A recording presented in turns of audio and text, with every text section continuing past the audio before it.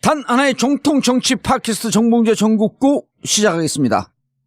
자, 오늘 함께 하실 분 최강욱 변호사 자리에 없기 때문에 인사말을 따왔어요.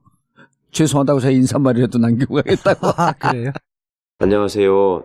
청취자 여러분, 죄송합니다. 제가 자꾸 그 시간을 못 맞춰가지고요. 지금 녹음을 자꾸 빠지게 돼서 송구한 말씀 드리려고 지금 다시 마이크 앞에 섰습니다.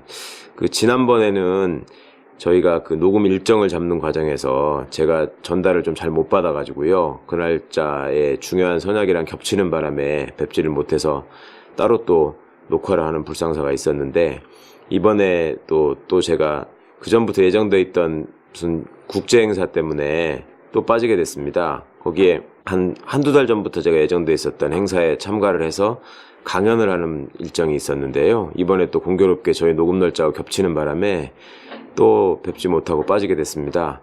좀 널리 이해해 주시면 좋겠고, 뭐 제가 그 아는 것도 없고 가진 것도 없이 여기저기 자꾸 껴있다 보니까 이런 불편함을 끼치게 해서 대단히 죄송하고, 앞으로는 하여튼 이런 일 없도록 일정 관리에 유념하고 조금 더 재미있고 알찬 내용으로 뵐 수 있도록 더 많이 갈고 닦고 노력하겠습니다. 정말 죄송합니다. 다음에 꼭 뵙겠습니다. 최강욱 변호사 음성으로 소개했고요. 땜빵. 예, 안녕하세요. 이지아입니다. 자동으로 나와, 이제 자동 발사. 자, 그리고 오늘 조윤선 재판, 블랙리스트 재판과 그다음에 검찰 내부의 검사장 인사 등등의 문제를 얘기하는데, 국민들의 분위기는 도대체 어떠냐? 윈지코리아 컨설팅 박시영 부대표 자리하셨습니다. 네, 갑자기 불려 나왔습니다. 박시영입니다. 반갑습니다. 예, 그래도 의미 있죠. 예, 앞으로 할 일이 많아지니까. 대한민국의 한 반을 먹어갈 기획을 잡고 있는데. 뭘 먹어요? 예. 자, 와이드몰 요즘 뜨고 있어요. 와이드9.net 인터넷 쇼핑몰의 천국이죠. 이재 변호사님. 네. 와이드몰 얘기할 때마다 기분 좋죠. 치약 공짜로 받았잖아. 그 치약 치약 공짜로 받아서 기분 좋은 게 아니라, 예, 잘 된다니까 기분 그리고 좋아요. 정말 좋은 물건 내가 쭉 들여다봤는데, 네. 틈날 때마다 들여다보거든. 좋은 물건들이 싸게 나와 있으니까. 그리고 여기 입점했는 사람들은 독점을 6개월 동안 보장해줘요. 네, 저도 한번 들어가 봤습니다. 그래서 여기 입점된 사람들이 다 살게끔 해줘. 그럼 이 사람들이 광고할 필요가 없으니까. 네. 싼 비용으로. 자, 지금 이번에 내가 로마 콜로세움 가고 소매치기를 제대로 당했어요. 지갑 털렸다면서요? 지갑도 비싼 거고 안에 돈도 많았고 카드도 있었고. 돈도 뭐 300만 원 가까이. 이 양반 그 돈 얘기하면 어떻게 닦고 아니 근데 쌍주돈. 그러니까 노마 가면 소매치기 조심하라고 늘 그게 얘기하잖아요. 마지막 날이니까 긴장이 풀어졌어요. 오만했던 거야. 그리고 앞주머니에 계속 이걸 넣다가, 네. 무심코 우리나라 뒷주머니 지갑을 넣잖아요. 예, 예. 무심코 뒷주머니에 넣었는데 5분도 안 돼서 털린 거야. 여권은? 그건 호텔에 놓고 다니죠. 카드도 문제가 안 되는데 결국은 돈이야, 현찰. 자, 그래서 해외여행 갈 때 제일 중요한 게 이제 여권과 티켓. 근데 여권과 티켓 이런 것을 한때 모아서 깔끔하게 정리할 수 있는 독일 명품 트로이카 안티 스키밍 여행 파우치. 이게 와이드몰에 입점됐습니다. 양면에 내장되어 있는 보호 필름으로 신용카드와 전자, 여권까지 보호할 수 있고, 오직 와이드몰에서만 최저가로 구입할 수 있어요. 현재 쇼핑몰 최저가는 29,410원인데 와이드몰 적립금 즉시 적용할 경우는 26,900원. 다른 데하고 비교해보시면 됩니다. 트로이카 안티 스키밍 여행 파우치, 독일제입니다. 독일 명품. 이게 소가죽이에요?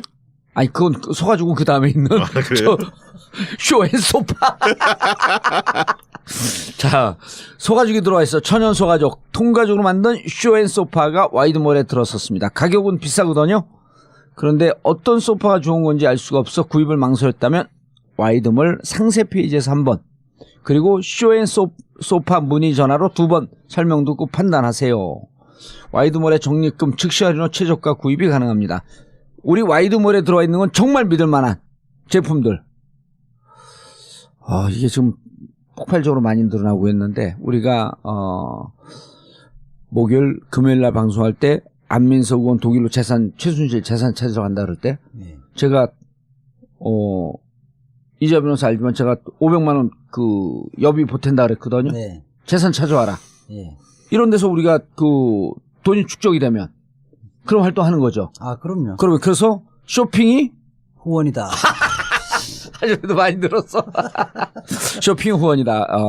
함께 좋은 물건 사고 그리고 함께 좋은 일 하는 와이드9.net 쇼핑 와이드몰 쇼핑몰 이용해 주시기 바라겠습니다.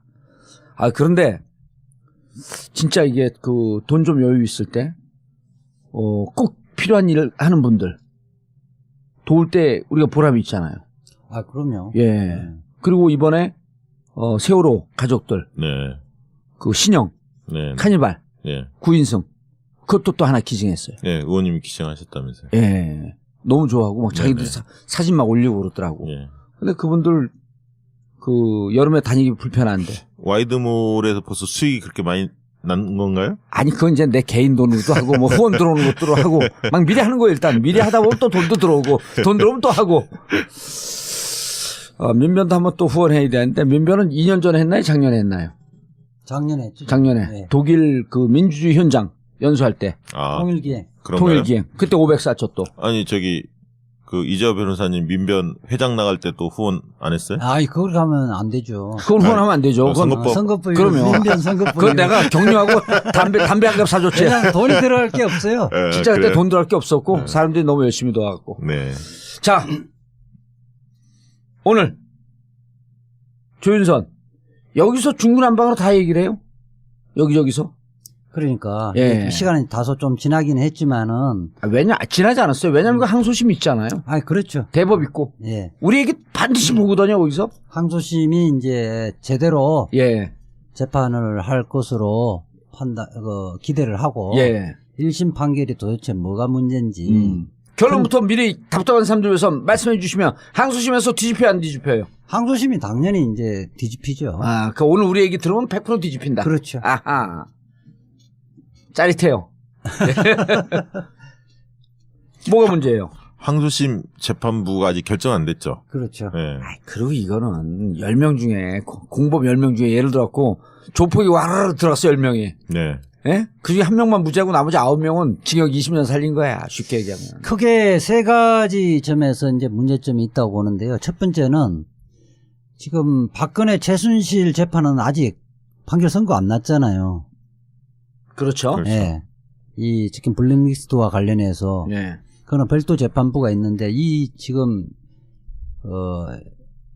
조윤선 재판부에서 물론 박근혜와 공모하여 이렇게 범죄를 저질렀다, 직권남용 및 강요의 범죄를 저질렀다고 이렇게 기소가 돼 있는데 그렇지만은 그 이재용 재판도 그렇고 최순실 박근혜 재판이 아직 판결이 안 났기 때문에 이 예. 부분에 대해서 자기가 제대로 심리를 안 한 상태에서 법적 판단을 할 필요도 없고 실질로 해서도 안 되거든요. 예. 그럼에도 불구하고 이 박근혜 최순실은 블랙리스트와 관련해서 공모 관계를 인정하기 어렵다고 판단을 해버린 거예요.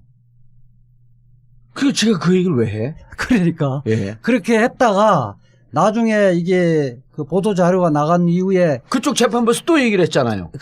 보도 자료가 나온 이후에 그 서울지방법원에서 난리가 난 거예요. 오. 이게 그러면 미리 박근혜 최순실 무죄라는 것을 이야기해 준 거 아니냐. 홍병훈 판사 당신이 얘기한 거 아니냐. 그렇게 하니까 그건 아니다 이렇게 하면서 또 애매하게 해명하고 이랬었는데 이게 보도자료에 아주 중요한 부분으로 지금 보도자료에 명시가 돼 있거든요. 근데 물론 이제 뭐 그렇게 할 수도 있죠. 공범 관계인지 아닌지를 재판에 전제사실로 판단할 수도 있는데 자기가 이 부분에 대해 직접 심리를 안 했기 때문에 굉장히 조심스럽게 생각을 해야 되거든요. 근데 언론에 지금 알려진 것을 보면 주변 그 실무자들이나 이렇게 나와서 증언 내용이 조윤선은 잘 몰랐다. 아니, 조윤선 건 나중에 이야기하는데 조윤선 들어가기 전에 네. 들어가기 전에 박근혜는 여기과 공모관계라고 인정할 수 없다. 네네. 그 논리가 굉장히 황당한 거예요. 궤변이 있던데 완전히. 자, 그 박근혜 전 대통령은 예. 보수 정당 보수주의의 지지 세력에서 당선돼주고 보수주의를 표방하면서 대통령이 됐다. 그렇기 때문에 좌파를 배제를 하고 우파를 지원하는 것은 국정기조다. 네. 그 국정기조이기 때문에 그것이 위헌이나 위법이 아니다. 이렇게 판단을 한 거예요. 아, 판결 내용이에요? 예. 오, 난 그런 거 안 읽어보기 참 행복하게 살아. 그거 그래. 읽어본 사람도 스트레스 그러니까 엄청 받았겠네, 진짜. 그러니까 이 뭐 2013년도에 9월 달에 예. 이른바 대수비라 그랬죠. 대통령이 주재하는 수석 비서관 회의에서 예. 그러니까 좌편향 문화계가 많이 문제점이 있다. 이렇게 이야기하고 그 이후에도 좌파들이 가지고 있는 문화계 권력을 되찾아야 한다. 이렇게 지시를 하거든요. 네네. 그렇게 하면서 정무수석이나 그 문화교육수석 네네. 수석에 그 구체적으로 지시를 내려요. 예. 내린 사실을 다 인정해. 네. 그리고 이 부분에 대해서 특정 단체에 대한 지원 배제에 대해서 보고를 다 받고 그리고 그 부분에 대해서 청와대 교육문화수석이죠. 예. 교육문화수석하고 문체부 장관에서 구체적으로 지시를 해요. 지시를 한 사실을 인정하면서도 그 부분에 대해서 그거는 국정기조에 대해서 강조한 것이지 구체적 범행을 지시한 것으로 볼 수 없다. 이렇게 판단을 해버리는 거예요. 이게 너무 웃기더라고요. 지시한 것은 인정을 하는데 범행 계획을 구체적 지시한 건 아니다. 좀 애매하게 표현을 하더라고요. 그러면 김기춘은 대통령의 지시사항을 실행한 사람 아니에요. 예. 그럼 지시가 위헌, 위법이 아니고 범죄 행위가 아니면 김기춘도 범죄 행위가 아니지. 그것도 무죄지, 그럼? 그리고 그 밑에 문체부 정무수석실의 비서관이라든지 예. 문체부의 공무원들도 죄가 안 되는 거잖아요. 앞뒤에 모순되는 거예요. 아니, 그러니까 이걸 이재화 변호사의 조폭 논리에 따르면, 네. 조폭 논리에 따르면, 야, 보스가, 그거 좀 손 좀 봐라. 근데 때리란 짓은 아니에요? 그렇죠. 그러니까 이제 또 그 밑에 있는 부두목, 비서실장이, 야, 손 좀 보라는데 손 좀 봐. 때리라고 안 그랬어요? 네. 근데 밑에 있는 애들이 가갖고, 야, 이 손 좀 보라는 건 저 두들겨 패라는 거야. 막 팼어. 강목 들고. 강목 들고. 예. 그랬더니, 난 강목 들고 지시한 건 아니다. 아니, 그 판사가 보기에, 야, 손보라 그랬지. 언제 그걸 구체적으로 가서 두들겨 패라 그랬냐? 그 위에 손보라고 하는 사람은 무죄. 네. 전혀 관계없다. 근데 그 밑에서 비서실장, 야, 대통령 위에서 우리 두목이 손보라고 하니 가서 손봐. 이 사람은 유죄. 그 위에는 관계없다. 이렇게 판결한 거랑 똑같은 거 아니에요? 그러니까 앞뒤가 말이 안 되는 거죠. 그렇죠. 조폭 논리로 하면 금방 이해가 돼. 맞네요. 좀 익숙한 것 같아요. 그러니까 조폭 논리도 맞지만은 기본적으로 그게 귀에 똑 쏙쏙 들어와. 대통령은 자기가 보수주의를 표방을 했기 때문에 예. 우파를 위한 정책을 펴고 좌파를 척결하는 정책을 펼 것이라는 것을 이미 표방을 하고 대통령이 됐기 때문에 예. 실제 우파를 법률에 관계없이 우파를 지원하고 예. 좌파를 법적 근거 없이 배제시키는 것도 정당하다. 그게 이런 황당하더라고요. 사고를 갖고 있다는 거예요. 야, 그렇게 하면 일관성이 있으면 그런 정당한 지시라는 거 아니야. 지시를 받고 실행을 한 사람들도 다 무죄. 무죄가 돼야 되죠. 아니, 또 이제 조폭 논리로 또 돌아가. 네. 경상도 출신 네. 조폭이야. 네. 야, 우린 경상도 출신의 힘을 얻어갖고 강남을 제패하고 있으므로 저 전라도 출신 쟤들 손 좀 봐. 이건 기본 우리 조폭의 철학이기 때문에 전라도 출신의 손 보고 문제가 안 된다. 이거 하나 똑같은 거 아니에요? 그렇죠. 아니, 저는 웃긴 게 보수주의를 표방해서 당선됐다. 이거와 그렇기 때문에 진보주의자들을 그 좌파를 배제하고 우파를 우파를 지원해야 한다. 이런 논리가 어떻게 성립이 됩니까? 국민들을 편가르게 한 것은 정당하다야. 그러니까 어쨌든 뭐 그런 머릿속에 그런 생각을 갖고 있는 것 갖고는 죄는 안 되는데 예. 실행하는 순간 죄 아니에요. 예컨대 지원금이라든지 보조금 이런 것은 그 단위가 결정하는 단위가 있잖아요. 그걸 결정하는 단위가 자율적으로 결정해야 되잖아요. 그런데 그 부분을 그 사람들의 권한을 침해해서 위법한 그 권한을 침해해서 직권을 남용해서 지시를 하는 자체가 범죄거든요. 네. 대통령이 모든 걸 다 할 수 있는 건 아니에요. 우리가 법에 정한 절차에 따라서 해야 되는 거잖아요. 옛날 왕조 사회가 아니잖아요. 그렇죠. 그러니까 기본적으로 이 판결 자체에 판사의 인식이 대한민국 헌법을 제대로 이해를 못한 상태에서 왕조 국가의 왕을 상정을 해놓고 판결을 썼다는 거예요. 조금 어렵긴 한데 이해는 되네. 네. 아무튼 사법개혁이 왜 필요한지 국민적 공분이 좀 일어나는 사건이고요. 재밌는 건 자료를 찾다 보니까 박준우 전 정무수석, 그러니까 조윤선 이전에 예. 그 전에 했던 정무수석 수첩에 이런 글이 발견됐다고 합니다. 박근혜 대통령이 지시를 했는데 뿌리 뽑아 끝까지 네. 그리고 한 번 물면 살점 떨어질 때까지 예. 이 표현을 썼다고 하는데 아, 참 대단. 아니 그리고 이 판사에 예. 이제 그 지금 아직 안 넘어갔죠. 조윤선 건으로 넘어갔나? 이제 조윤선 두 번째 문제가 이제 또 국민들이 공분을 사는 게 자, 김기춘도 유죄. 예. 직권남용 김기춘도 유죄고 그 밑에 정무수석도 유죄란 말이에요. 예. 그런데 7명이 이제 기소가 됐는데 6명은 다 유죄인데 조윤선만 무죄라는 전부 무죄 나왔거든요. 예. 그렇죠. 밑에 신동철 비서관도 예. 유죄. 예. 예. 다 그렇게 됐는데 이게 도대체 가능한 거냐? 그러니까 조윤선만 딱 핀셋으로 딱 뽑아서 조윤선만 봐주게 한 거 아니냐? 이런 국민들이 제1차관 정관주였었나요? 예? 제1차관이 누구였었어요? 제1차관이요? 예. 제1차관. 그렇죠. 정무비서관이 이제 신동철이고요. 예, 신동철. 정관주가 정관주가 제1차관. 문체부 제1차관 예, 나중에 거기도 승진된 유죄. 거죠. 예. 그러니까 여기 그 바로 조윤선의 지시를 받은 사람 그 밑에 사람들도 다 유죄야. 네. 그래서 그렇죠. 조윤선만 무죄. 이게 도대체 무슨 법리로 어떤 근거로 가능하냐? 이 판사는 어떤 법률을 폈어요? 근데 그 간단하게 이야기하면 그 블랙리스트를 명단을 작성한 거는 조윤선의 전 민정수석, 그 정무수석이죠. 박준우. 예. 박준우 때 만들어진 거다. 네. 실제로 그 얘기는 많이 하더라고요. 박준우 때 만들어졌는데. 그럼 박준우 처벌해야지. 여긴 기소도 안 했어. 박준우 이제 이 특검에서는 박준우가 한 게 아니고 구체적으로 실행에 옮긴 것은 조윤선이기 때문에 예. 조윤선이가 구체적인 건 다 했다는 거예요.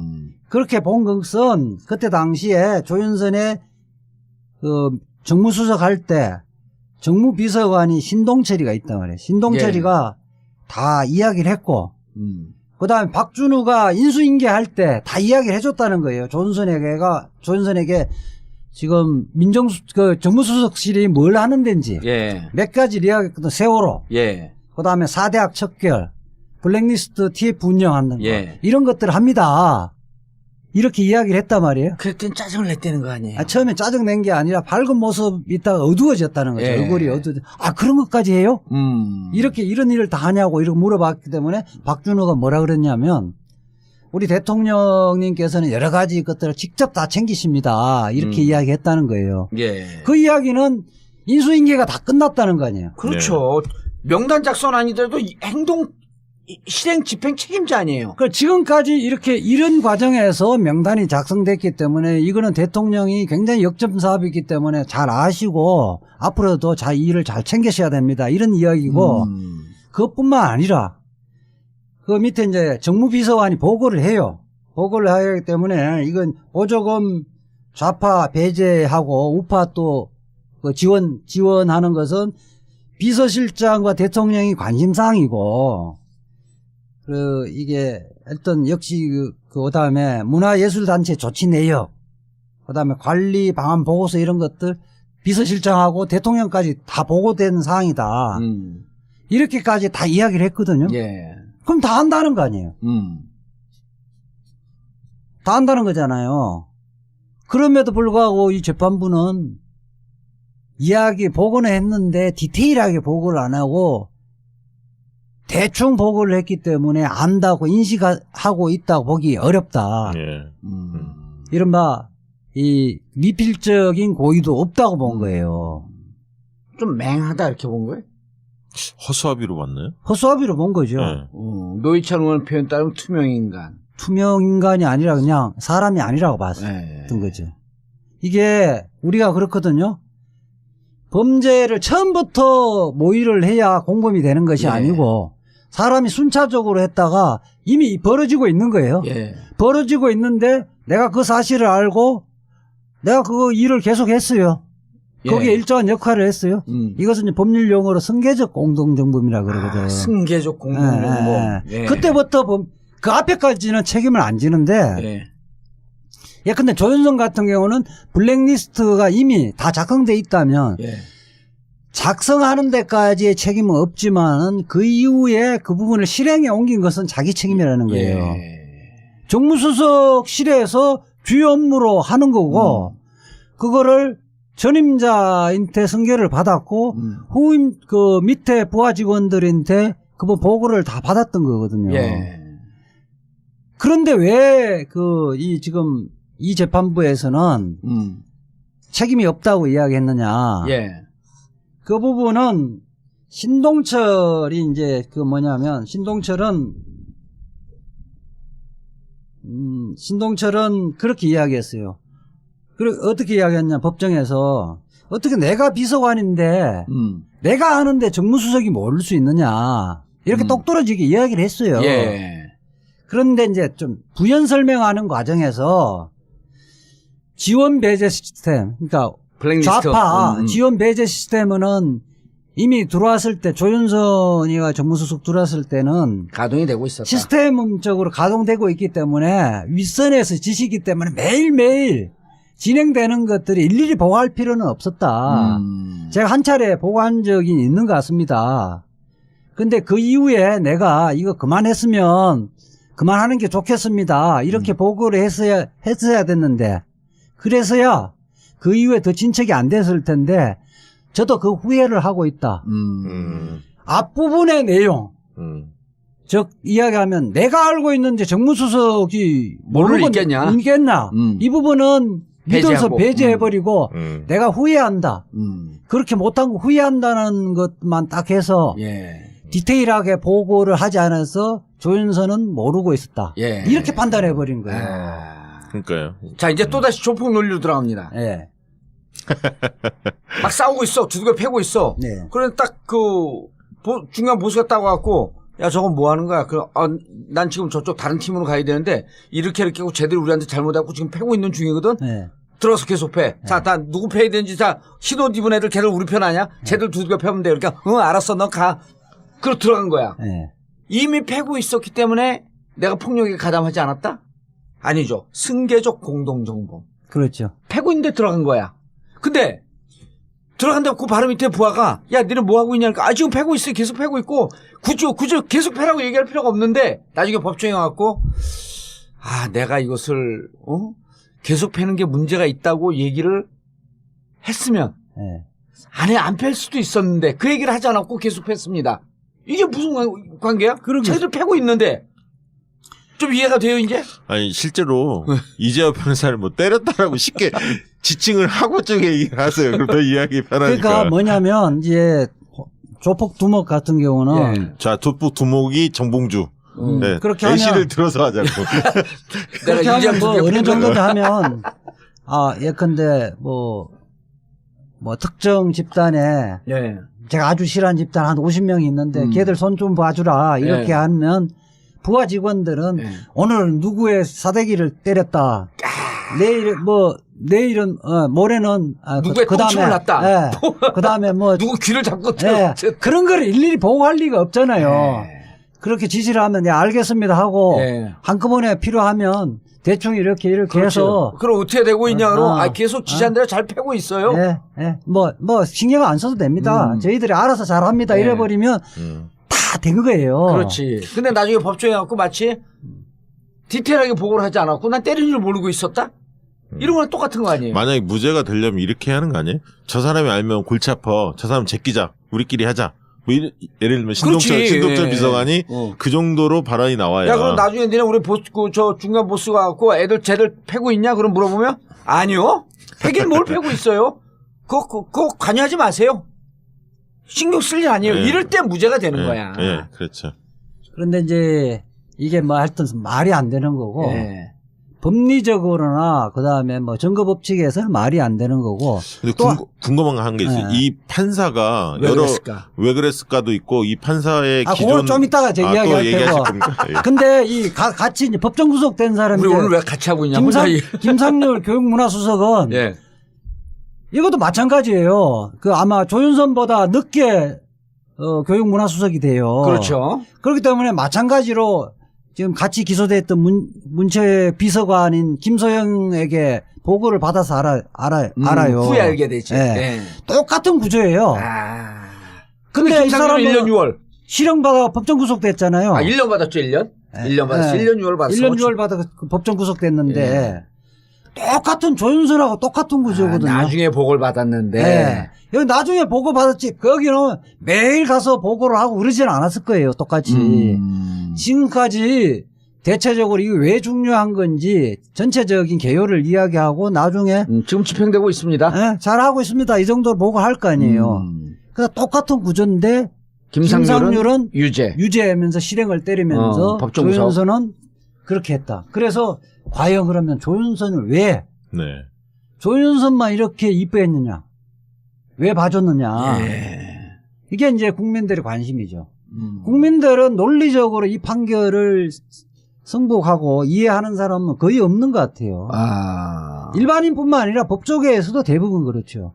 나는 이거를 이제 다른 데 방송 지나면서 사람들이 이틀 동안 네. 국민들 분노 게이지가 치솟고 더워 죽겠는데 막 짜증이 난다 그러는 거예요. 그래서 나는 화가 나긴 하고 얼토당토하는 판결이지만 나는 얼토당토하는 판결을 온몸으로 직접 체험한 사람 아니라는 게 이게 별로 화도 안 나고 니들 사법부가 그게 뭐 어제 오늘 짓냐. 근데 순간적으로 빡 도는 건 이거더라고. 정권이 바뀌었는데 사법개혁 문제가 지금 최고의 화두인데 아직도 정신들 못 차리고 있어? 그러는 순간 황병원 판사에 대해서는 김현장에서 약쳤구만. 남편이 김현장이죠? 그렇죠. 박성엽. 예. 김현장에서 지금 20년 됐죠. 박성엽 그 남편이 김현장에서 오래됐고 그다음에 조윤선도 변호사가 되자마자 김현장에 있었죠. 예. 이런 거예요. 뭐 제가 다른 방송에서 잠깐 얘기했지만 야 결국 판사 말하고 닳도록 못하잖아. 언젠가 못 벗어. 그런데 그게 일단 봐주더라도 예. 논리적으로는 설명이 돼야 되거든요. 근데 국민들이 도저히 용납 못하는 거는 아니 지금 저 김기춘 비서실장 예. 그 밑에 정무수석 그다음에 정무비서관 문체부의 비서관들이 이렇게 쭉 서열이 있는데 예. 중간에 띄어버렸단 말이에요. 그렇죠. 그러니까 김기춘은 정무수석 무시해버리고 정무수석 밑에 정무비서관하고 그 모의를 했다는 거 아니에요. 직접 거래했다는 거죠. 저희 모의했다는 건데 정무수석이 사람이 아니든지 말귀를 못 알아듣든지 왕따든지 이게 아니면 더군다나 이게 박근혜 그 전 대통령에게 밑비어갖고 완전히 그 왕따 시켜버렸으면 이해 가는데 총회 받았잖아요. 그러니까 드라마를 월요일부터 금요일까지 어떤 프로를 봐라고 몇 개월같이 문자를 보내주는 사람인데 네. 이게 말이 안 되는 거거든요. 그러니까 합리적으로 설명이 안 된다는 거죠. 근데 그 판사는 어떤 분이세요? 판사? 예. 판사 개인적으로는 저는 몰라요. 그래요? 저는 뭐 논리적으로 이야기하는 거지. 그러니까 저는 그래서 지금 판사에 대한 얘기는 또 그 최강욱이 와야 되는데 이게 또 최강욱은 또 많이 떨어졌더라고요 이게. 왜냐하면 또 최강욱이 검찰 쪽은 잘하는데 이거 서울대 동문이니까 또 어디서 또 주워 들어가고 한마디 할 텐데. 그러니까 두 가지 이제 기자들한테 물어보니 저는 이제 기자들은 어떻게 개별적인 정보는 없고 기자들 물어보니까 박성엽 그 남편하고 예. 조윤선이 이제 뭐 법정에서 눈물 찔찔 짜고 펑펑 울었다는 거 아니에요. 그거구나. 그리고 조윤선이 어쨌든 법조인이잖아요. 예. 법조인이 가서 청와대에 가서 좀 당했다. 뭔 모르고 당했고 조윤선이가 그런 범죄행위에 있을 만한 유인이 아니다. 가담했겠느냐. 원래 착한 애 아니느냐. 이런 심리 상태가 아하. 작용을 해서 결론을 내리고 얼른 결론 내리고 논리 거기다 맞춘 거지. 그래 예. 치사 선택 정거는 치사 선택하고 전부를 다 배척 안 하고 일부만 그중에 조윤선에게 유리한 말만 따쓰고 불리한 거는 일부는 믿지 않아야 한다 이렇게 해갖고 판결문 썼다고 생각을 많이 하더라고요. 봐주려고 그런 건 아니었다. 아니 봐주려고 그랬는데 논리를 청와대 그러니까 가서 당했다? 심리적으로는 이렇게 그렇게 그런 심리가 기본적으로 있었고 그런데 이게 논리 구성하는 데는 한계가 있었는데 마침 그 비서관들의 진술이 몇 마디 분전적인 그 그런데 진술들. 뭐 대략적으로 이야기를 했다 이렇게 하니까 빠져나갈 요 구멍이 요거라고 생각한 거 아니냐 이런 생각이 들더라고요. 자, 핵심은 근데 항소심으로 가잖아요. 그러니까 특검이 바로 특검보에서 예. 이게 판결에 대한 한 줄 평이 나는 멋있더라고요. 그 이야기를 했어요. 이 판결 내용대로라면 블랙리스트는 김기춘 실장과 정관주 비서관이 조윤선 몰래 만들었다는 것밖에 안 된다. 이게 말이 되느냐. 그 한마디가 이 판결에 딱 한 줄 예. 평이야. 알겠습니다. 그러면 이제 항소하잖아요. 항소심에서의 결과 예측. 보통 항소심에서 네. 1심 판결이 이렇게 유무죄가 뒤집히는 경우는 몇 프로쯤 돼요? 그거를 일률적으로 이야기하기는 어려운데 예. 일단 판결문을 쭉 봐요. 예. 그 다음에 항소 이수를 쭉 보고 이제 고등법원 같은 경우는 20년 이상을 고등부장 같은 경우 20년 이상을 했잖아요. 예. 그렇기 때문에 딱 알아요. 이것이 기본적으로 경험칙과 논리칙이 말이 안 된다는 건 금방 알게 돼요. 그렇기 때문에 이 부분은 다른 정의신문을 별도로 하고 다른 심리를 할 필요 없이 이 부분은 그냥 다 똑같이 유죄예요. 똑같이 유죄. 예. 그러니까 2심에서 유죄가 무죄로 바뀌고 무죄가 유죄로 바뀌는 비율이 몇 프로냐 이런 걸 신경 쓸 필요가 없다. 필요가 없다는 거죠. 논리의 정합성이 하나도 없다. 예. 그리고 전체가 다 유죄인데 혼자만 무죄가 나올 수가 있겠냐? 그렇게 없죠. 그런데 그럼 또 안타까워요. 예. 이게 원래 1심 나왔다가 다시 징역사 하려면 힘들어요. 힘든 정도가 아니에요. 이거는 적응 기간이 또. 그러면 나와서 이제 한 3, 4개월 있다가 이 정도면 2, 3개월 있다가 이제 항소심 결론이 나잖아요. 다시 들어가면요. 정말 이거 큰 사고 날지 몰라. 그리고 다시 들어갈 때는 지금 1년 6월 이렇게 받은 사람들이 있잖아요. 이미 3, 4개월 살고 있었잖아, 그 사람들은. 3, 4. 그렇죠. 이미 이제 출석 기간이 얼마 안 남았다 이렇게 생각하는 거야. 그렇지. 이제 뭐냐면 지금 이제 6개월쯤 살았죠? 예. 그렇죠. 6개월쯤 살았단 말이에요. 같이 산 사람들도 6개월 살았어. 그분들은 지금 유죄 계속 확정된 사람들은 앞으로 이제 4개월 더 걸리면 10개월 살아. 그러면 이제 한 6개월 남는 거지. 6개월 남는 건데 다시 들어가서 1년을 또 살아야 돼. 징역 살아봤잖아요. 안 살아봤어요? 예. 내가 SK 최태원 취재원 그 비자금 관리하던 사람 1심에서 살다가 돈이 많으니까 거기도 재벌 그 사위거든요. 보석으로 나왔어요. 네. 내가 서울구치소에서도 만났잖아요. 우리 또 나하고도 우리 집사람하고 부인하고 친하고 그랬고 부인이 LG 손녀야. 부인이. 그 이제 우리 집사람 공사하고 그러면서 친해졌는데 거기서도 나 만났고 인사를 하더라고. 김모식이에요. 근데 그 양반이 보석으로 나왔어? 네. 나왔는데 1심 재판 진행되는 와중에 근데 1심이 내가 그 12월에 석방이 됐잖아요. 3월에 그 사람이 1심 확정 판결이 난 거야. 징역 4년인가 5년. 이게 그래갖고 그때 들어가는데 전화를 하고 부인이 막 울어요. 저러다 돌아버릴 것 같아 남편이. 안 들어간다고. 빽 울면서. 그 인생을 당당하게 살아오던 사람이거든. 돈 수천억 재력가가. 네. 그렇게 들어갔어요. 들어갔고 어떻게 됐냐. SK 최태원 최재원을 디펜스 하다가 딱 돌변해버린 거예요. 최태원 최재원이 다 불법을 저질렀다. 다 다 폭로한 거야, 다. 그래서 어떻게 됐어요? 2심에서 예. 징역 3년에 집행유예 5년. 나왔네. 검찰과 법정에서 다 있는 자, 거기서 이제 이른바 장시호가 된 거지. 특급 도우미가 돼버린 거야. 그리고 자기 나온 거예요. 죽었다 깨어나 못 살아. 나온 다음에 집도 여기 살아요. 한남동. 완전 부촌. 50억, 60억짜리. 나온 다음에 어떻게 된 줄 알아요? 나오고 한두 달 있다 그 집 팔고 네. 미국으로 튀었어요. 너무너무 두려운 거야, 여기서. 앞으로 5년 동안 집행유예 끝날 때까지 안 들어온대. 그게 그렇게 두려워요, 그렇게. 다시 징역 들어갈 때. 근데 조윤석 그니까 1심 판결 항소는 언제쯤 하나요, 보통? 바로 했지. 바로 했지. 항소는 판결 선고로부터 일주일 내에 해야 되니까 항소 다 했고요. 재판 금방 끝나요, 그거 다시. 그러니까 이 블랙리스트에 대해서 뭐 증거조사는 1심에서 굉장히 많이 됐는데 판결이 이상한 거지. 네. 증거조사는 많이 됐고 그다음에 비서관들의 그 법정 정언 부분이 실은 이 그런 취지가 아니라는 거를 추가 정언으로 통해서 명백하게 하면 뭐 이거 특별하게 무죄로 나올 가능성은 없어요. 아니, 박근혜 대통령이 그 공범 아니다.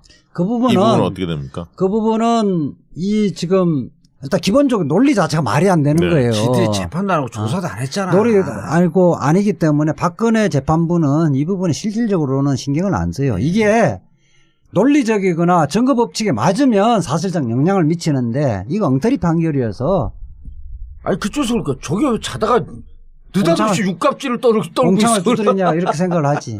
아니 근데 네. 내가 가슴이 좀 털컹 이게 그 떨어지는 게 네. 야, 그 사람 얘기하다가 내가 벼랑을 혼자 순간적으로 네. 다시 징역 가면 어떡하지? 우와! 겁이 털어 나는 거야, 겁이. 그래, 조윤선 징역도 제대로 못 썼는데 큰일 났네, 이거. 그리고 또 하나는 뭐냐면요. 네. 항소심에서 유죄로 뒤집히거든? 네. 근데 설사, 가사, 이 100천억 분의 1로 그냥 무죄가 갈 수 있어요. 그러나 대법은 유무죄를 판단하는 곳이거든. 대법에서 무죄로 그냥 올라오면 대법에서 다 뒤집혀요. 안 그렇게 되면 나머지 사람들을 다 무죄를 때려줘야 돼. 대법은 유사 사건의 판결의 충돌 이런 걸 보는 거예요. 아니 지금 다른 사건을 비교할 필요도 없이 동일 사건이잖아. 7명이 다 무죄가 나오든 다 유죄가 되는 둘 중에 하나예요. 그렇죠. 아까 김상률 같은 경우 똑같은 구조거든요. 예.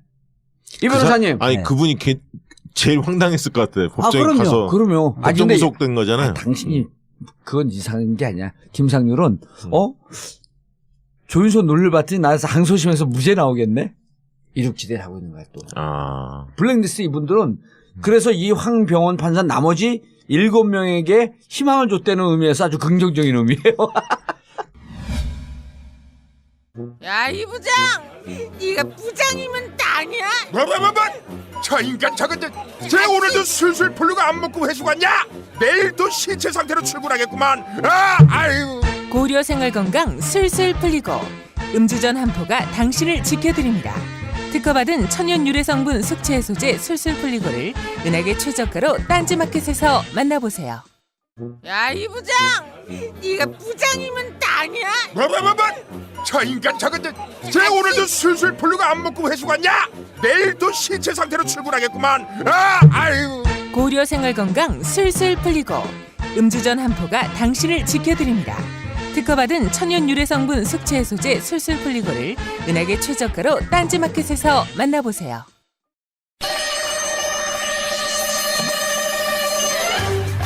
전국구 에어컨 사무실, 업소, 빌딩, 관공서 냉난방이 필요한 그 어디에나 전국구 에어컨 제품 선정 설계부터 시공까지 그리고 에어컨 세척까지 전국구 에어컨 031-403-2331 031-403-2331 검색창에서 전국구 에어컨을 검색해주세요.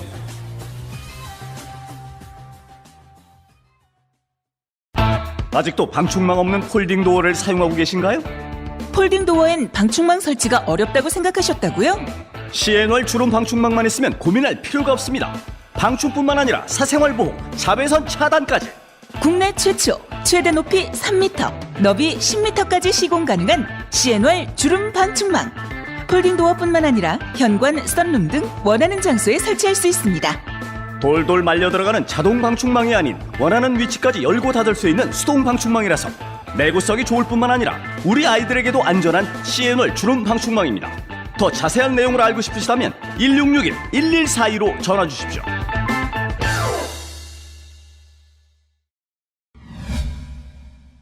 그다음 이제 마지막 세 번째. 네. 이게 우리가 회사에 몇 억 정도 횡령하면 3년, 5년 실형을 때리잖아요. 이게 지금 김기춘 부분은 상당수가 유죄가 됐잖아요. 그런데 3년형, 징역 3년형이라는 게 또 깜짝 놀란 거예요. 김기춘이가 그렇게 국정농단하고 이게 법률에도 없이 이렇게 우파라는 이유로 지원을 하고 자기와 사상과 철학이 다르다는 이유로 다 배제시킨 거잖아요. 이거는 헌법을 유린한 거거든요. 근데 이걸 3년이라는 것은 마치 뭐 회사 돈 한 1억, 1, 2억 정도 횡령한 거 같이 취급을 했다는 거예요. 그 이유가 나는 도대체 이해가 안 갔는데 판결문의 이유를 보니까 가관이에요. 판결 이유가 뭐냐면 피고인들은 보수주의를 표방하는 대통령을 보좌하는 정무직 공무원인데 그래서 문화예술계가 지나치게 좌편향되었다는 인식에 따라서 이를 단기간에 바로잡으려는 의욕이 넘쳐서 범행에 이르기 때문에 이걸 참조해야 된다는 거예요. 정상 참작을 해줘야 된다. 그 다음에 또 하나는 이들의 범죄는 개인 이익 등 사익을 추구한 것이 아니고 이렇기 때문에 일반 지금 다른 사건 있잖아요. 예. 국정농단 사건하고는 차원이 다른 거다. 분명히 다르다. 차원이 분명히 다르다. 이렇기 때문에 봐줘야 된다. 이야. 아니, 헌법 정신을 유리한 것보다 더 심각한 법이 어디 이거는 있어? 뭐냐면 내가 돈이 궁에 가서 물건을 좀 훔쳤다. 그리고 내가 돈이 궁에서 좀 과장되게 이야기해서 다른 사람에게 사기를 쳤다. 이거는 굉장히 중요한 죄인데 이 헌법을 유린하고 그 가치관이 다른 사람 편가르게 하고 이런 거는 개인의 사익을 추구하는 것이 아니기 때문에 비교적 가볍다고 생각한다는 거예요. 이 사람에게는 헌법이라는 우리 국가 질서의 개념 자체가 없는 거지. 헌법 정신을 훼손했으므로 탄핵됐잖아요. 박근혜 대통령 그러니까. 탄핵의 이유가. 이것은 개인의 사익 추구를 위한 범죄에 비교할 수 없을 정도로 중죄에 죄질이 처한다. 매우 무겁다. 이렇게 해야 되는 거예요. 사상의 자유를 침해한 거 아니에요. 사상의 자유까지 침해만 하면 아닌데 이 사람들을 원래 법률에서 보장되어 있는 권리 자체를 다 박탈시킨 거잖아요. 그렇죠. 그 다음에 다른 사람에게는 자격도 안 되는 사람에게 국가의 세금을 세금을 탕진한 거예요. 그 다음에 무엇보다도 법치주의 자체를 문란시킨 거 아니에요. 우리 국가에서는 법과 원칙이 이 사회를 지탱하는 기둥이잖아요. 기둥을 뿌리쳤는 거 아니에요. 네. 이거보다 더 큰 범죄가 어디 있어요. 이거야말로 국정농단이죠. 국정농단이 바로 이 사건이 국정농단인데 이거는 국정농단 사건하고는 차원이 다른 거다. 분명히 다르다 이렇게 판단한 거예요. 이 논리대로 따지면 박근혜 대통령은 사익을 추구하려고 그러지 않았기 때문에 탄핵되면 안 되는 거예요. 탄핵되면 안 되죠.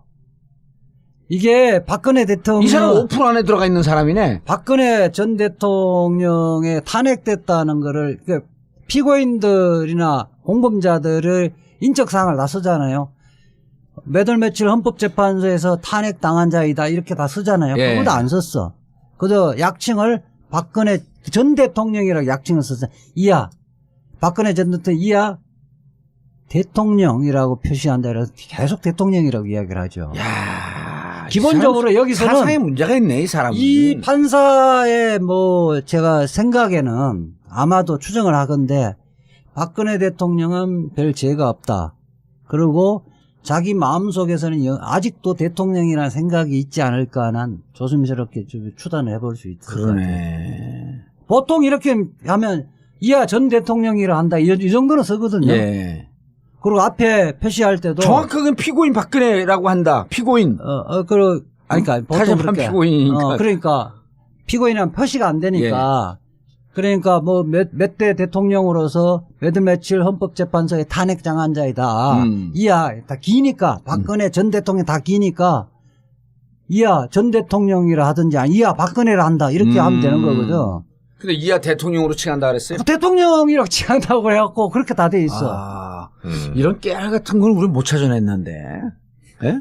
판결문 직접 봐야 알 수 있는 거니까. 내가 변호사인데 왜 봐요? 그거? 그러니까 판결문은 400페이지 되는 걸 보기 어렵죠. 400페이지 된 걸 다 봤어요? 다 보죠, 우리는.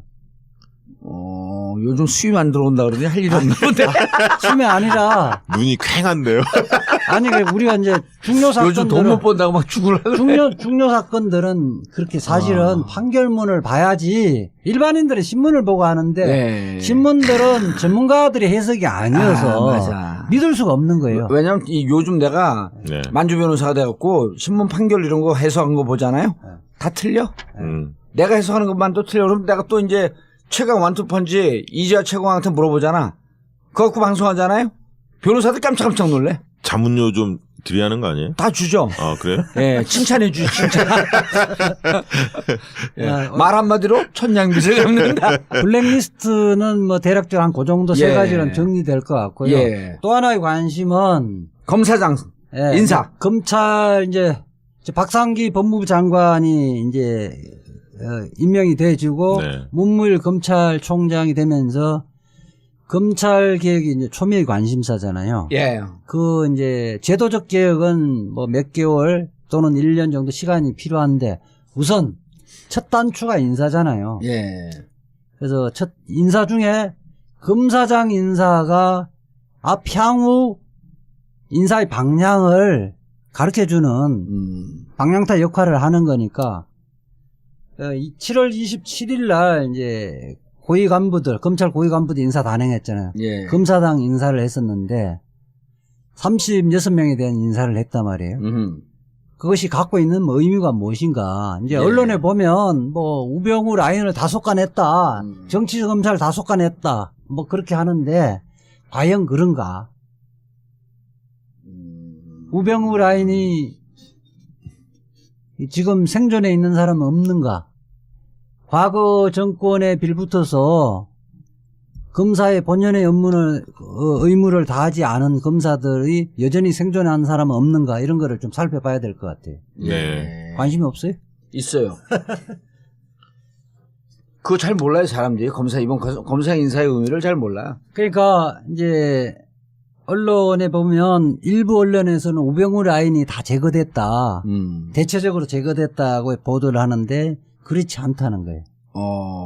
그렇지 않다는데 심각성이 있는 거예요. 이제 일부는 제거됐죠. 예컨대 김기동 부패범죄 특별수사단장 예.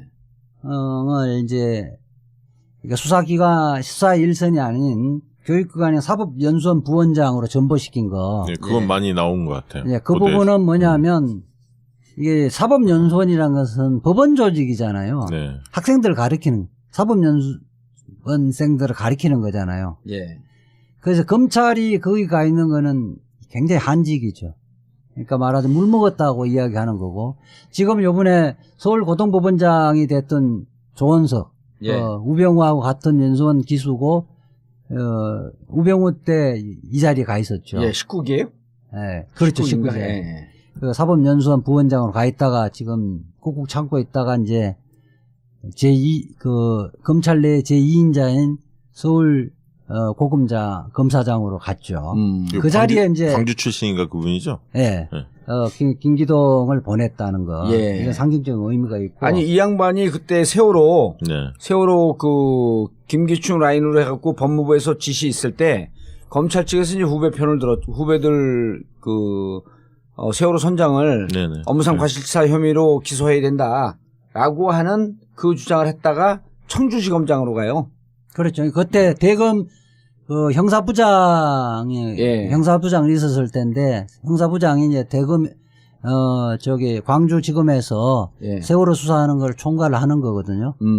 법무부나 법무부가 이야기를 하려면 대검 형사부장을 통해서 이야기를 해야 가야 되는데 과실치사죄를 적용하지 말라고 했는데 적용할 수밖에 없다. 검사 일선의 수사검사들 의견을 해서 자기는 그거 말이 안 된다고 생각하는데 버텼던 거죠. 버티다가 이제 청주지검장 갔다가 다시 사법연수원장으로 연수원으로 계속 2단계, 예. 2단계 물을 먹죠. 근데 이번에 다시 이제 컴백. 컴백을 했죠. 예. 그리고 뭘 컴백했어요? 지금 서울 고검장, 예. 고검 검사장으로 승진했죠. 검사장으로 왔어요? 예. 엄청 검사장 중에는 별이죠. 서열이죠. 예. 야. 그리고 이제 두 번째로는 이제 정윤회 문건 수사팀장을 했던 예. 당시 서울중앙지검 제3 그 3차장, 예. 3차장을 했었던 유상범 예. 그 21기인데 이 이제 지난번 인사 때 5월달에 일부 윤석열 검사장, 윤석열 서울중앙지검장 그 인선할 때 예. 여기 광주고검 차장검사로 전보시킨 사람이 있어요. 예. 근데 이번에 거기에서 다시 또 사법연수원. 법무연수원 연구위원으로 또 전보시킨 예. 거죠. 그러니까 옷 벗었어요. 이번에 옷 벗었죠. 열받았고. 엿 벗었으니까 또 뭐 자기가 자기는 한치의 뭐 부끄럼도 없이 수사를 했다고 퇴임사에서 밝히기도 했던데 어쨌든 거기에 하여튼 사실상 이제 전보시킨 거 이 예. 부분은 일종의 무용 라인 제거의 일환이라고 볼 수 있거든요. 예. 그다음에 윤은걸 예, 대검 기조부장으로 있다가 예. 그 이제 검사장 자리거든요. 음. 그거를 뭐 징계를 하지 않는 이상 그냥 강제적으로 사표를 받을 수는 없어요. 예. 이 검사장 중에 이제 제일 막내가 가는 데가 어디냐면 어디겠어요? 제주지검장이에요. 제주지검장. 작으니까 제주지검장으로 보내버렸죠. 예. 이런 의미에서 윤은걸은 또 고대 후배 아니에요? 후배죠. 예, 고대 8학번이죠. 자꾸 연결시키지 마세요. 자꾸 연결. 고대 저는 8학 이제 그런 사람들하고 라인이 그 색깔이 다른 아니, 거예요. 근데 윤은걸은 그래도 그 의미가 좀 있는 게 예. 내가 BBK 때 가수 조사 받잖아요. 네. 그때 윤은걸이가 공안부장이에요. 그때 당시에는 이제 들 때가 묻었었나? 그렇죠. 공안부장이었고 BBK 기소 못한다 정봉주. 그렇게 하고 최재경 특수부로 넘어가야 될게. 네. 원래 선거사본 공안에서 하는 거거든요. 네, 그렇죠. 이 양반이 이거 좀 말이 안 되는 거다 이거. 그러니까 참여정부 때까지는 예. 비교적 괜찮았어요. 예. 그런데 이제 지난번 유성 간첩 조작 사건 그때 때 당시에는 아마 서울중앙지검 공안부 부부장이었어요. 공안부 부부장이었어요. 맞아요. 그랬다가 예. 이제 수원지검에 부장검사로 갔다가 다시 일을 온 거거든요. 성남지청장도 갔었어요. 예. 예. 그랬다가 이제 중앙지검으로 왔다가 이제 대검의 기조부장으로 갔었는데 전보시킨 거. 이거 어쨌든 옷 벗겼대요. 그래서 그거 제가 확인은 안 했는데 윤은걸도 물 많이 먹다가 이제 물을 먹는데 참고 있으면 계속 물을 먹이겠죠. 아니 물을 먹었다가 네. 또 한번 회복이 된 거야. 네. 그래갖고 이제 수원 뭐 성남 이렇게 돌다가 그때 유성 간첩 조작 사건 네, 때 네. 끝까지 버티면서 직접 발표한 당사자 아니에요. 네. 예? 그러니까 그전에는 뭐 보수 정권이 쭉 갔으니까 물 먹일 이유가 없죠. 예? 근데 이제 정권이 교체됐기 예. 때문에 이제 본인이 윤은걸이 23기인가 그럴 텐데. 한 그 정도 될 예, 거예요. 23기쯤 돼요. 네. 예. 지금 23기까지 검사장이니까요. 검사는 23기까지 됐죠. 24기는 지금 된 사람이 참 없거든요. 기억력은 좋아요. 그 그래요. 의원님이. 아니 우리가 요즘 이제 그 기수라 뭐요? 잘잘잘잘. 그런데 예. 언론에서 이제 발표를 이제 일부 조금 하는 것도 있는데 이게 일부만 그 정치검사들의 그 속가내기 한 거지 아직 많이 있다는 거예요. 아, 그 밑에까지는 상당히 있는데. 위에만 좀 쳐낸 거네요. 그렇죠. 그렇죠. 다 쳐내게 되면 또 일을 할 수도 없거든. 근데 대표적인 게 이제 이동열 중앙지검 3차장이 요번에 검사장으로 승진됐어요. 3차장은 검사장이 아닌데 법무연수원 기획부장이 이제 검사장 자리거든요. 예. 기획부장 승진한 걸 하고 이동열. 이동열 같은 경우는 이때 뭐 국정농단 사건 때 롯데 수사하면서 막 이 문제가 많았어요. 그리고 또 우병우하고 대검 중수부하고 뭐 범죄정보기획관실 같이 같이 다녔지. 근무하면서 예. 아삼육이라고 했어요. 근데 그러네. 이 이동열 갖고 이게 이동열을 검사장으로 승진시키는데 수사 라인에서 그래서 배제시키는 배제되는 거죠. 예. 부분 갖고 고용하고 아까 김기동도 완전히 물먹이지는 않고 사법연수원 부위원장으로 보낸 거. 그 문무일하고 김기동하고 친해야 되는 거 아니에요? 그것도 이동열하고도 옛날에 특수부와 같이 있고 이래서 문무일하고? 타협한 게 아니냐는 이렇게 후문들이 있어요. 그 문무일이 훌륭한 검찰총장이 아니네. 이재화가 그냥 문무일 되는데 혁혁한 공을 세웠는데. 아니 제가 뭐 문무일이 아주 훌륭하기 때문에 문무일이 그렇게 한 것은 아니고 그나마. 그나마 그중에 선택 가능한 사람 덜 나쁜 사람이다. 이미 이렇게 소문이 이야기했던 많이 나 거죠. 있었다면서요? 그분으로 거의 될 거라는. 뭐 저도 뭐 어쨌든 아니, 근데 이제 왜냐하면 물먹이려고 그러는데 또 그 와중에 이재화가 또 뭐 눈에 보일 듯 안 보일 듯 또, 아니 이제 그 참 사실은 그 골치 자리에 아파요. 올라가면 네. 정치권 눌부터 하고 또 인사 때도 하면 정치권에 다 줄대고 다 그랬어요. 그러면. 그나마 그렇지 않는 사람. 쉽게 얘기해서 똥 묻은 개, 겨 묻은 개 있는데 겨 묻은 개였다 이거야. 그래. 그렇게 개로 표현하자면 굳이 또 네. 명예훼손을 아니 뭐 걸기만 저는 해봐라. 이제 또 개인적 친분 관계상 네. 문무일 검찰총장을 또 뭐 그렇게까지 표현하기는 어려운 또 사정이 있어요. 있어요? 예. 당황하니까 이게 우리 표지 마라. 그리고 공공이고 사는 사야. 아 그러니까 아직까지는 이제 검찰총장이 이제 됐으니 검찰총장이 됐다고 한 번 인사 갖고 그 잔정하기는 어렵고 근데 그 인사할 때 법무부 장관과 협의하지 않나요? 협의하죠. 기본적으로는 인사권은 대통령의 대통령의 권한이기 때문에 권한이고 그 법무부 장관의 제청을 받아야 되는 거고요. 법무부 장관은 인사를 할 때 검찰총장의 의견을 듣도록 돼 있고 문무일 그 검찰총장이 되자마자 바로 했잖아요. 임명되자마자 했기 때문에 저는 이번에 물론 공석으로 놔두고 일부는 좀 교체하고 이래야 되지만은 그동안에 이 이명박 박근혜 정부 9년 동안 정치적 사건, 사회적 관심 사건에서 어떻게 이 사람들이 처신하고 수사를 했는지 면밀하게 좀 조사를 해서 그 인사에 반영되기를 기대했는데 너무 졸속적으로 했다는 거예요. 급하게. 그 다음에 이거를 뭐 문무일 검찰총장, 법무부 장관의 탓으로 100% 돌릴 수도 없는 게 이게 기본적으로는 검찰국에서 기본적으로 안을 다 만들어요. 검찰국장만 지금 바뀐 거 아니에요. 그렇지. 검찰국장이 그래서 중요한 거야. 그러니까 안태근에서 예. 저 뭐야 법무부에 예, 안태근에서 누구로 바뀌었지? 아니, 바뀌었잖아요. 광주 출신. 그렇게 바뀌었는데 그 밑에 과장급, 그 밑에 검사들은 그대로 있는 거예요. 이른바 우병우가 인선을 했던 그 사람 그대로 있는 거예요. 근데 그 중에 이 몇 분만 이렇게 몇 사람만 이렇게 바꾸고 이래야지 전체적으로 틀을 못 바꾸기는 어렵잖아요. 네. 저는 그런 기본적인 문제점이 있었다고 보는 거죠. 저는 이 검찰국장 그래서 검찰국장이 기본적으로 해야 되는 것은 앞으로 항상 이야기하는데 과거에 굉장히 중요한 사건, 정치적 사건, 그다음에 사회적 관심 있는 사건에 대해서 얼마만큼 합리적으로 소신 있게 수사를 했는지 정치권에 빌붙어서 이 눈치 저 눈치 보면서 수사검사의 본연의 임무를 방기를 했는지 그렇지 않는지 이런 부분에 대해서 정확한 평가를 해서 인사에 반영해야 된다는 거예요. 수사에 꼬리표를 달아놔야 된다는 거예요. 검찰국장 박균택. 그렇죠. 박균택. 예. 박균택 검찰국장. 그래서 기본적으로 검찰국의 인사 부분을 좀 제대로 먼저 해놓고 그다음에 평가가 이루어진 이후에 그걸 토대로 해서 인사에 반영을 했어야 된다는 거예요. 근데 지금 이게 9년 동안 적폐가 켜켜이 쌓여 있기 때문에 이 정도만 해도 무척 많이 손댄 거예요. 뭐 그런 평가가 있는데 아쉽다는 거고요. 그렇죠. 연말에 또 정기 인사 있죠? 아니 그 이번 원래 2월에 2월에. 정기 인사가 있었는데 네. 탄핵 국면에서 못했다가 이제 이게 정기 인사가 됐고 아, 내년 내년 2월에 2월. 다시 정기 인사가 들어가는 거죠. 정기 인사가 있고 또 뭐 정기 인사 관계 없이 필요하면 언제든지 할 수 네. 있어요. 왜냐하면 대통령의 권한이기 때문에 정말 적폐가 아주 심각한 적폐가 나왔다. 그런 비리가 나왔다. 그런 부분이 있으면 언제든지 인사를 하는 거죠. 원래 검찰 조직을 인사로 통제해야 하는 거 아닙니까?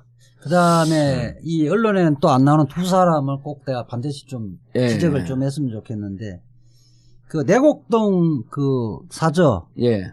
그 뭐 MB 그 이수영 아들 예. 아들인데 업무상 배임 횡령 문제했다가 그 설거머니 무혐의해서 특검까지 간 게 있잖아요. 예. 그거 알죠? 예.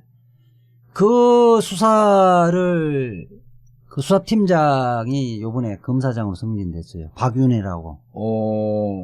박윤혜가 그전에는 고검 검사로 있다가 울산지검 검사장으로 승진했는데 이거는 지금 언론에서 아무것도 안 다루고 있는데 이거는 MB 사저 부분은 사실은 특검에서 그 지금 뭐 청와대 경호실 관련자들에 다 기소를 했었잖아요. 네. 예. 이거는 말이 안 되는 거야. 그러니까 청와대 예산 갖고 아들 명의로 했고 다 그거 땅을 샀던 거 아니에요. 그렇죠. 당시 이상범 특검이었죠. 그러니까 예. 그게 이게 지금 박윤혜 그때 형사부장이었었는데 박윤혜가 수사를 하나도 안 하다가 시간만 끌다가 아무것도 수사를 안 했어요. 네. 그러다가 국민들의 공분에 서 특검까지 만들어줬잖아요. 예. 근데 이 부분에 대해서 정확한 평가를 안 하고 이 사람이 검사장으로 승진했죠. 박윤혜. 예. 그 다음에 이정회 서울중앙지검 2차장이 이번에 대검의 과학수사부장으로 승진했어요. 거기도 검사장급에? 예. 여기도 이제 지난 총선 때 그 서청원 지역구 예. 네. 거기 화성. 화성에 예. 후보자를 눌러 앉힌 사건이 아, 있었죠. 저기 윤상현, 최경환, 뭐 경기환이와 김성회인가요? 거기가? 김성회, 네. 그 레슬링 선수인가 네. 실험 선수인가. 육사 출신 럭비 선수. 럭비 선수. 럭비 선수. 네. 그 부분을 누가 보더라도 녹취록도 다 있고 증거도 네. 명백한데 기소도 안 한 거 아니에요? 불기소 처분을 했던 지금 검사가 이정혜 2차장 검사. 예. 여기도 또 이제 사실은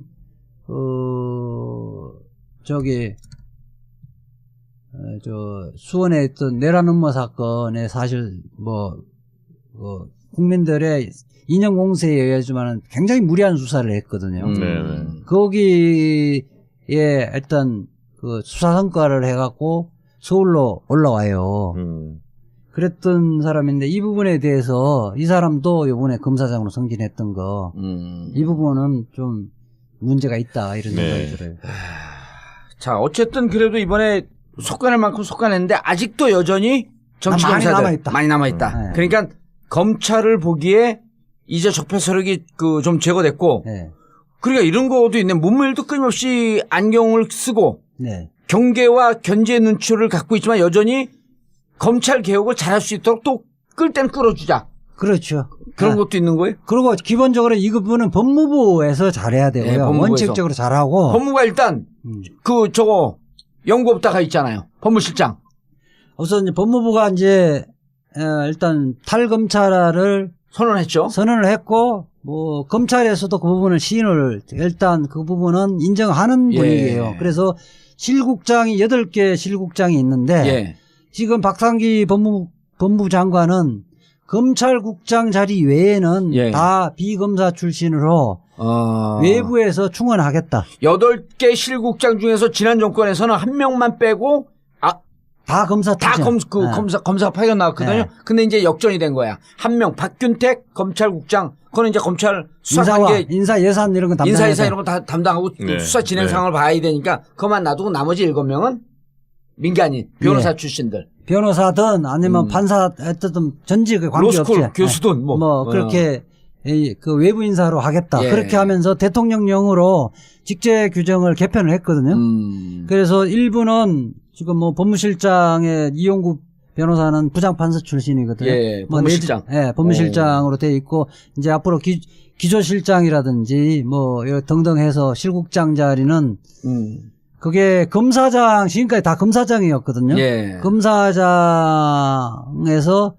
그 1급 정도로 좀 낮추면서 실질적으로 개혁을 같이 법무장관 개혁을 함께 할 수 있는 동지들로 이렇게 채워지지 않을까 하는 생각을 하고 이재화 기조실장 들어갈 가능성은 없는 거예요? 아니 뭐 저는 뭐 사적인 뭐 관점에서는 이야기하면 안 되고요. 아니 능력이 있으니까 들어가라는 거지. 왜 당신은 능력을 제가 결정할 수 있는 문제는 아니니까. 네, 알았어. 제가 결정할게요. 저와 뜻을 같이 하는 사람이 상당수가 많이 들어갈 것 같아요. 김선수 변호사 네. 대법원장 후보로 언론에 나오더라고. 네. 되든 안 돼도 의미가 있는 거 아니에요? 세상 바뀌었다고 대법원장이 하는. 될 수 있는 거죠. 그럼요. 네. 네. 변협에서 대한변협에서 추천했잖아요. 그때 대법관 추천했었구나. 예. 예. 뭐 그렇게 하고 그래서 그렇게 되면 이제 검찰 개혁은 검찰총장이 주도할 수는 없는 거예요. 그럼요. 법무부에서 하는 것이고 검찰총장이 반기를 들지만 않으면 그만큼 된다. 저항을 하지 않으면 된다는 거예요. 알겠습니다. 검찰 개혁이 갈 길 멀지만 그래도 한 5분 응선, 6분 응선쯤 넘어가고 있는 것 같다.